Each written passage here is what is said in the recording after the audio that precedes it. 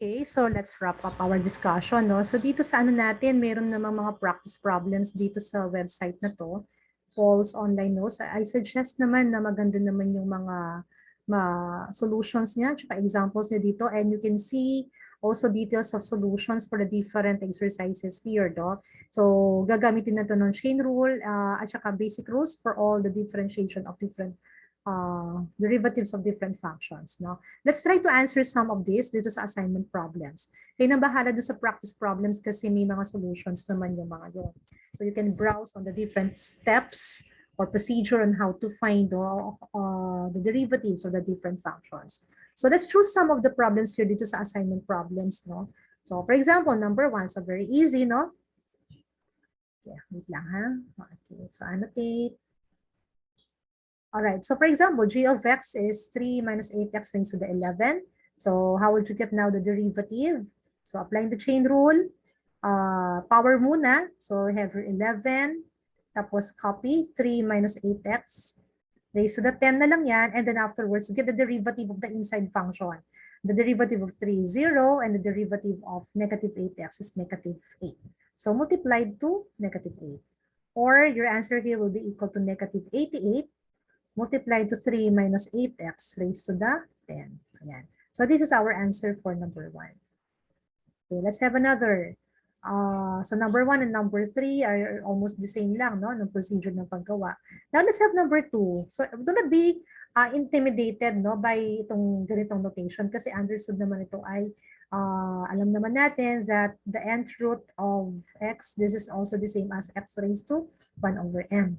Kaya halimbawa yan, this one, so g of z, so you can also write your g of z to be equal to 9z cubed, tapos quantity raised to 1 over 7.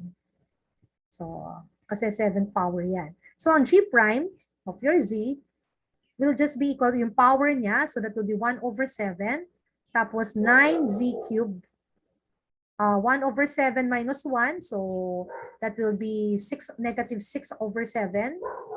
Tapos multiplied to the derivative of the inside function. So this will become 27 o z. 27 z squared. No? Kasi 3 times 9. So that will be 27. Tapos mabawasan yung isa. Yung 3, that will be squared. Okay. Or, simplify natin kasi itong buong to, pwedeng dito na lang siya. 27 over 7 z squared multiplied to 9z cube raised to negative 6 over 7. Hindi na pwedeng i-distribute yung i-distribute ito kasi meron pa yung power. Take note ha. This is a power ha, hindi siya ano dyan. So this is a power. So negative 6 over 7. Okay, so that's the answer for number 2. Let's try to answer other ano dito. So ganun din dito sa number 4, no? So parang meron kang w, for the sake of others. So y natin dyan will be parang lalagay mo lang yung w cubed plus 8w squared raised to 1/2. No? So ang y prime mo, again, power muna. So that will have your 1/2 copy y cubed plus 8w squared. Tapos yung 1/2 minus 1 will be negative 1/2 times the derivative of the inside function. So this is 8 now. This will become 3w squared plus 16w. Yan. So, pwede nang ito, o pwede ganyan na yan, or pwede din naman na sa una natin ito sulat ito, no? Para 3w squared plus 16w all over 2 multiplied to w cubed plus 8w squared raised to negative 1/2. 1/2. Okay. So, yun ang ating y prime here for number 4. Now, itong number 6, you can use, pwede naman ng ano to, kung ayaw ninyo, pwede naman tayo ng constant reciprocal ito, no? So, ng number 6 natin, no? HW, di ba? H of W, sabi natin, pwede naman yan ang parang reciprocal rule, no? That your denominator will be, kaya lang, syempre, take note pa rin yun natin. So, this will become 6 minus 5W. Instead of to the 8 yan, magiging to the 16. Na? Kasi square that. Tapos, meron kang 2 dito, kasi constant siya, multiplied to the derivative, di ba? Negative, no? Negative kasi negative yan yung sa reciprocal rule natin. Negative 2 times derivative nito sa baba. So pag multiply ko yan, nag-become chain rule. So 8 multiplied to 6 minus 5w raised to the 7. Yan. Ayusin natin, no? Magiging negative 16. Tapos ito ay 6 minus 5w raised to the 7. No? Kasi nga, ito minus 1. All over 6 minus 5w raised to the 16. Syempre, to the 7th yan, to the 16th na, makakancel yung 7. So, 9 na lang. Ito ngayon, magiging 9. No? So, kasi 16 minus 7 is 9. Ang sagot natin, negative 16 all over 6 minus 5w raised to the 9. Ayan. So, pwedeng ganyan siya. No? Or, pwede rin, ang gagawin natin, so 2, understood naman yan ng 6 minus 5w. Wait lang. Meron akong nakalimutan. Sorry. Kasi multiplied yung nasa loob, no? Yung nasa loob nito. Sorry. Balikan na lang natin mamaya. So, 2, 6 minus 5w to the 8, negative 8. Yan. Meron akong nakalimutan ata. So, tingnan natin ulit. Balikan ko na lang mamaya, no? So, this is your h of w equal to this. So, constant multiple, no? Okay. So, ang h prime of w will be 2 times negative 8, that will be negative 16. Tapos, tama naman pala kanina. So, 6 minus 5w, that will be equal to, okay, tama, no? Negative 16, tapos 6 minus 5w raised to the negative 9. Kasi 9 minus 1, negative 9. Ito yung nakalimutan ko ata kanina. Times the derivative na nasa loob. Yan. So times the derivative of 6 minus 5w, the derivative is 0. Derivative of this one is negative 5. Yan, negative 5. Yan. So yun ang nakalimutan ko kanina. So I forgot to get the derivative of this one. So the answer will be negative 16 times 5. So ilan yun? So 80, no? So check it out, no? 6 times 5, 33. So 80. So 80, negative become positive. 6 minus 5w raised to the negative 9. Or, this is 80 over 6 minus 5w raised to the 9 power. Yan. So, dapat 80 yun. So, nakalimutan natin kanina na i-multiply again na nandun sa loob because it's a chain rule na. Okay, so that's it. So, okay, next. Okay, dito, so number 7. So, same. So, again, sabi natin, this is derivative of sine u ay cosine u du. Kaya ang f prime of x natin will be equal to derivative of sine u, it's cosine. Just copy the inside function for x plus 7x to the 4th. And then times the derivative nandito sa loob. Multiplied to, derivative of this is 4 plus 28x cubed. Yan. Now, take note na itong 4 plus 28x cubed, hindi siya minumultiply dito, ha? Doon sa buong function siya, doon sa buong cosine.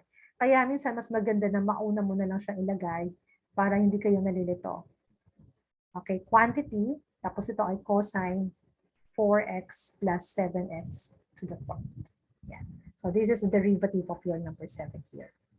Okay, now, let's have itong mga next, ano natin? Sorry. Clear yung drawings. Para may zoom natin. Number 8. Yan. Kasi application na yan ng iba pang na natin. We have the exponential and logarithmic functions. Okay. Now, number 8. Paano naman yung number 8 natin? So, t prime of t, x. T prime of x will be what? Yan, tangent of, may function sa loob ng tangent. Kaya ang composition ng function. So, una muna yung derivative nasa labas. The derivative of tangent is second squared. Kaya, kukuplain lang natin. Second squared of 1 minus 2e to the x. Yan. Times ngayon, derivative na nasa loob. Diba? Derivative of tangent u ay second squared u du. So, derivative na nasa loob ay 0 dun sa 1. 0, kaya lang ang ito, ang derivative nito ng e to the x ay e to the x. Multiple lang to. Kaya ito ay negative 2e to the x pa rin. Ayan ang sagot. The answer is negative 2e to the x of second squared of 1 minus 2e to the x. Careful hindi yan pwedeng multiply dito kasi nga ito kasama siya ng second squared. No? So magkaiba yan. So this whole thing ang minumultiply ng negative 2e to the x. Kaya dapat nandito siya. Okay, sana wag yung pag-multiplyan yan, ha? It's maling gagawin niya pag ganon. Okay, let's have number 9. Number 9. So, cosine nitong buong to. Ayan. So, cosine of this whole thing.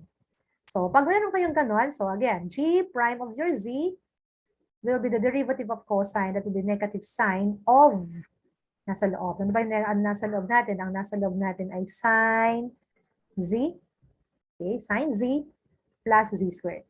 Okay, negative sine of function. Okay, times the derivative na nasa loob. So you multiply the derivative of this one, which is cosine quantity, no? Cosine z plus 2z squared. Ayan. Ayan. So the answer will be negative. So negative ko na lahat. Negative of quantity cosine z plus 2z squared multiplied to sine of, pwede naman na ganito siya, or we can also write it this way. Kasi wala naman palang ano. Yan, ganyan pa rin talaga. So that's the answer for number 9. Derivative of cosine u ay negative sine u. Kaya nga negative sine u, ito yung u mo, du, derivative nung nasa loob, which is cosine z plus 2z squared. And same thing for number 10. So number 10, the derivative, so h prime of u, ang derivative ng second ay secant u tangent u. No? So secant u tangent u du. Kaya secant of ano man yan, u squared minus u, tangent of ano man yang function na yan, u squared minus u, times derivative nung nasa loob, which is equal to 2u minus 1. Yan. So ito ang sagot. Pwede ko na siyang isulat ng, sorry, nilipad. Palipad yung 2u minus 1 quantity, second squared, second yung squared, no? So dala siyang dapat squared. Second of u squared minus u, tangent of u squared minus u. Okay, so this is your answer. Now let's have the other, yung mga involving exponential at logarithmic. Where are those? Okay, bawa ito, number 12. Number 12, what will be your f prime of t? So, derivative of e to the u du. Kaya, ang derivative ng e to the u ay e to the u du. So, e to the, kukopihin ko lang sa taas niya, 1 minus t squared. No? Times derivative nito. Ang derivative niyan ay 0 minus t squared. Derivative ng t squared ay 2t. So, negative 2t. So, yan. Or, pwede rin lagay natin negative 2t e to the 1 minus t squared. So, ito yung ating f prime of t. Okay, clear sana. Hope, no? So, ganun din dito sa number 14. Ano bang derivative ng e to the u? E to the u du. So, parang kukopihin mo lang. F prime of z. Derivative niya ay e, same pa rin. Huwag niyo nga kalimutan. Copy first, ln of z, times derivative nito. Ano ba derivative niyan? Ang derivative ng z ay 1 at ang derivative ng ln of z ay 1 over z. Diba? Ang derivative ng ln of x ay 1 over x dx or derivative ng ln of u ay 1 over u du. Kaso ang derivative naman ng z mo ay 1. So ito na siya. Ito yung sagot for number 14. Number 15. So, number 15, what is b prime of x? So, derivative naman ng a to the u ay a to the u ln of a du. Kaya, again, kukopihin mo muna 7 to cosine of x. ln, kung ano man ito, 7, times derivative ng kung ano man yung function mo, ni-raise mo. Derivative of cosine x ay negative sine x. dx, kaya lang, ang derivative ng x ay 1. Yan. Hence, ang sagot ay negative, pwede na yan dire-diretso, no? So, actually, pwede na ito. Or we can write the negative 7 cosine x, ln of 7 sine x. Or negative sine x, ano, pwede naman na since factors naman yan, so it's commutative, no? And associative. Ln of 7, so this is not z, so this is ln of 7. Let's have another. So, ganun din dito sa mga yan. Same procedure, no? So, z is 3 to the x, 3x squared minus, 3 raised to x squared minus 9x. So, z prime, dito sa number 16, z prime will be, kokopihin nyo muna, don't forget, no? 3 to the u, ln of 3, times derivative nito, which is 2x minus 9. Yan. So, that's it. At yung number 17, ano naman derivative ng ln? It's 1 over u du.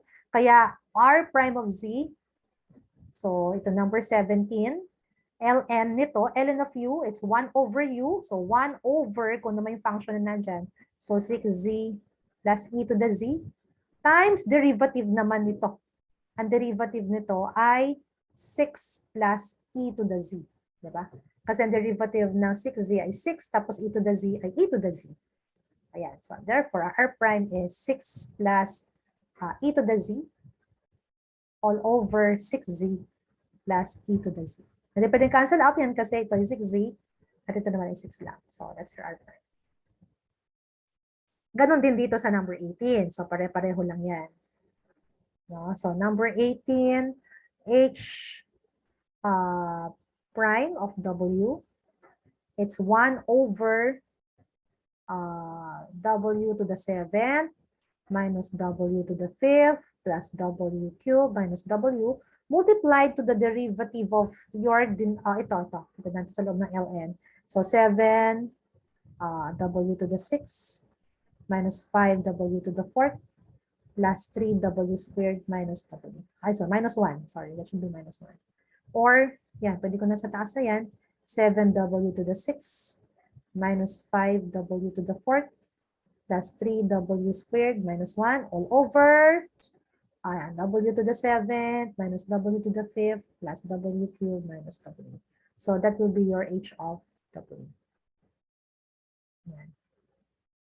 Now, number 19, 1 over, ganun din, no? So g of prime of t will be 1 over 1 minus cosecant t times derivative nitong 1 minus cosecant t. Derivative naman nito ay 0 at ang derivative ng cosecant t ay negative cosecant t cotangent t. And negative of negative shall become negative, magiging positive na siya. Negative positive cosecant t cotangent t.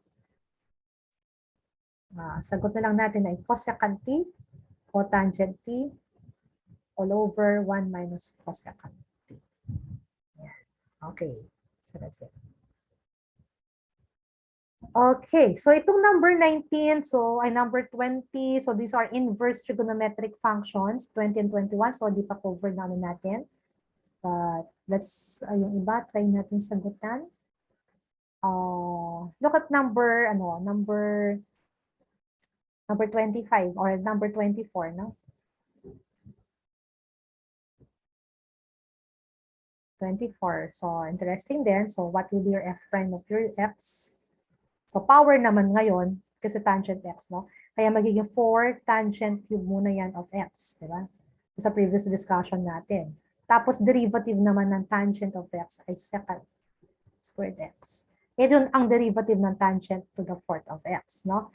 4 tangent cube x. Kasi power muna, tapos derivative naman ng tangent, secant squared. Okay? So, derivative ng x naman ay 1. So, tapos ka na doon. Now, plus, derivative naman ng tangent x to the 4th, ito naman tangent. So, magiging secant squared muna siya ng x to the 4th. Tapos, derivative naman ng x to the 4th, which is equal to 4x cubed. So, dapat ito yung sarili sagot. Or pwede nating yung unasan sa pangalawang pangalawang term. Secant squared x pa rin to. Plus, 4x cubed secant squared of x to the 4th. Okay, so that should be your answer for number 24. And then for this one, for f prime of u, here, number 25. So, e to the u du, e to the 4u, tapos du, derivative nito ay 4. Yan. Tapos ito naman, okay, ito yung derivative ng e to the 4u yun. Yung isa naman, negative 6 pa rin, e raised to negative u, times derivative ng negative u ay negative 1. Okay, so yung derivative nito. Tapos sa susunod naman, so tandaan yung constant, tinatabi lang talaga, e to the u squared minus 8u times derivative naman nito ay 2u minus 8. Yan. So, pag samasamahin lang natin, so f prime of u will be equal to 4e to the 4u. Tapos ito, negative plus 6e raised to the negative u. And then ito naman, pwede na naman natin factor, ano na lang yan, plus 7, quantity 2u minus 8 times e to the u squared minus 8. Okay, so ayan ang sagot for number 25. Okay, and the rest, halimbawa, 29. So let's have number 29, that is 30. Para ano na talaga. So number 29. So number 29, this is product rule, pero within the product rule, we have the chain rule, no? Okay, so t prime of x will be, okay, the derivative muna ng first. So derivative ng first ay 5, 2x cubed minus 1 raised to the 4 times derivative nito by chain rule. This is 6x. Okay, so that's the derivative of the first, no? 5, tapos ito, minus 1, 4. Tapos derivative nito ay 6x. Multiplied 2, kukopihin lang natin yung another factor, which is 5 minus 3x to the fourth. Okay, so that's it. Plus, this time naman, ito naman ang kukunin natin ng derivative. 4, 5 minus 3x cube naman. Tapos times negative 3. Okay, kasi derivative nitong 5 minus 3x, no? That's equal to negative 3 na lang kasi yung 5 mo magiging 0. Okay? Times, so kopihin mo naman yung first factor mo, which is 2x cubed minus 1 quantity to the fifth. Ayan. So yan, that's it. So yan ang sagot for number 29. No? I hope clear sa inyo. And number 30, lastly number 30. Number 30, product rule. Shade rule, so mahalo-halo, and we have the trigonometric function. So what will be the W prime? W prime will be, okay, derivative muna ng first, no, ng first factor. Derivative of the first factor is 2z plus 4 multiplied 2, kukopihin natin yung sign of 1 minus 2z. Okay, so 2z plus 4 multiplied to sign of 1 minus 2z. Okay, kasi ito yung derivative ng first. Now, derivative of the first term, 2z plus 4, tapos kukopihin ko lang to, plus derivative naman ng pangalawa. So, derivative of sine, it's cosine of 1 minus 2z. Kaya lang, sine u, derivative of sine u ay, sine u, it's cosine u du. Kasi multiply pa ako dito ng negative 2. Yan.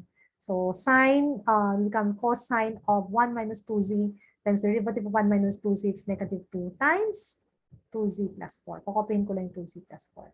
Yan. So, ganun siya. So, I think that's all. I hope you are now ready to work on your own, to practice on your own. You can have a lot of exercises no, na pwede nyo i-try dito sa website na to, or you can also use other references, or you can go back to the previous examples, no? All you have to do, do sa, kahit naman doon sa ano natin, doon sa material na nakapost, doon sa Google Classroom. So, pwede yung i-check yung mga exercises doon. Yung iba may answers. I think enough na yon, no? If you were able to solve all those exercises, then you're good in this topic. If not, balik-balikan nyo, aralin nyo ulit. Practice lang naman ang kailangan. Okay, that's all. Thank you.